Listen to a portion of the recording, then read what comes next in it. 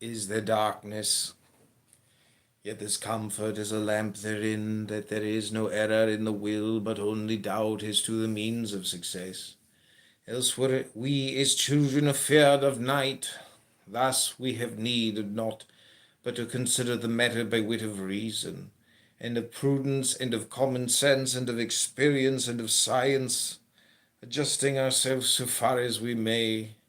Here is the key of success, and its name is the skill to make right use of circumstance.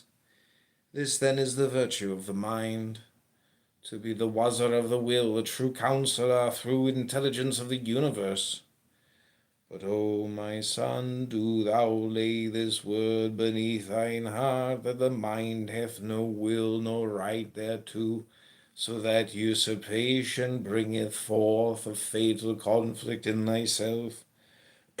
For the mind is sensitive, unstable as air, and may be led foolishly and leashed by a stronger mind that worketh as the cunning tool of a will.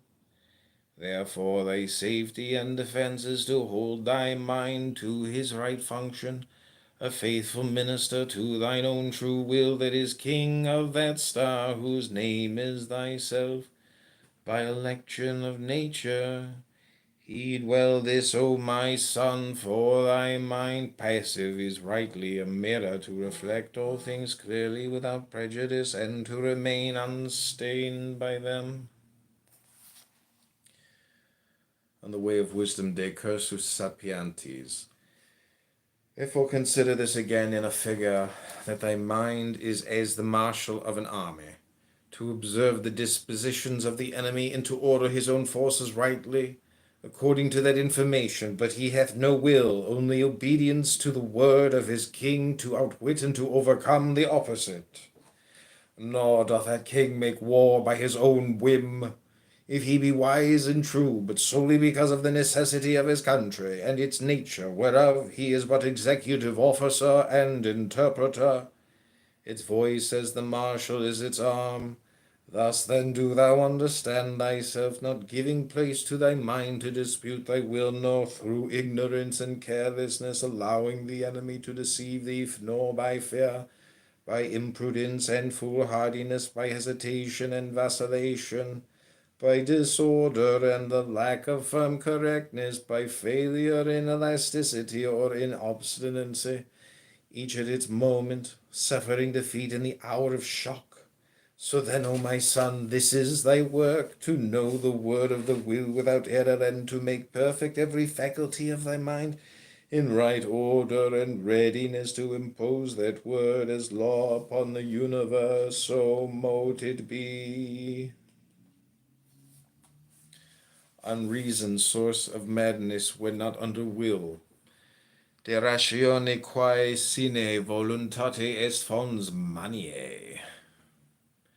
Is it not a marvel how he that worketh with his will, and is in constant touch with the reality external, maketh his mind to serve him?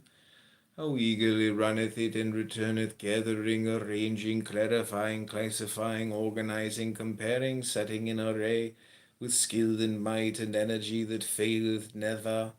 Nay, my son, in this way thou canst be pitiless with thy mind, and it will not rebel against thee, or neglect thine ordinance. But now consider him that worketh not with his will, how his mind is idle, not reaching out after reality, but debating within itself of its own affairs, like a democracy introspective. Then this mind, not reflecting, not reacting equably and with elasticity to the world, is lost in its own anarchy and civil war, so that although it work not, it is overcome by weakness of division, and becometh coronzon. And unto these words I call to my witness the madness of the soul of Muscovy, in this year X333, 13 of our aeon that is ended.